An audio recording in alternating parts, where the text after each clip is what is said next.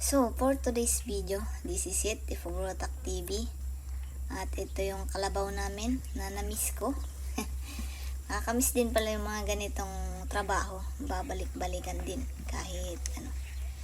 kahit nasanay na tayo sa trabaho sa opisina, di natin nakakalimutan yung trabaho natin sa bukid pag nakaka-uwi sa probinsya natin. So, maraming salamat nga po pala sa mga patuloy po na sumusuporta sa atin. Shout out ko lang po sa pa-YouTube man yan or sa Facebook.